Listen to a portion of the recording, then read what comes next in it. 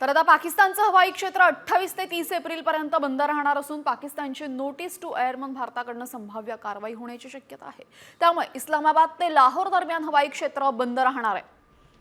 पाकिस्तान बिथरल्याचं चित्र दिसतंय। भारताकडून संभाव्य कारवाईची पाकिस्तानला भीती वाटते आणि म्हणून 2 दिवस हवाई क्षेत्र बंद ठेवण्याचा निर्णय पाकिस्तानने घेतलेला आहे।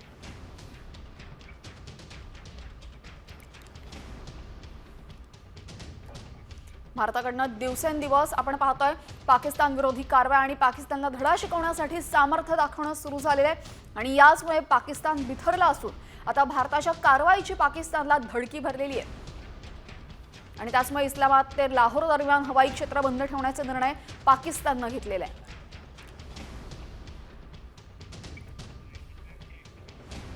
तर आता पाकिस्तानचं हवाई क्षेत्र 28 ते 30 एप्रिल पर्यंत बंद राहणार असून पाकिस्तानची नोटीस टू एअरमन भारताकडून संभाव्य कारवाई होण्याची शक्यता आहे।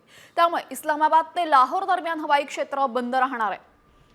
पाकिस्तान बिथरल्याचं चित्र दिसतंय। भारताकडून संभाव्य कारवाईची पाकिस्तानला भीती वाटते आणि म्हणून 2 दिवस हवाई क्षेत्र बंद ठेवण्याचा निर्णय पाकिस्तानने घेतलेला आहे।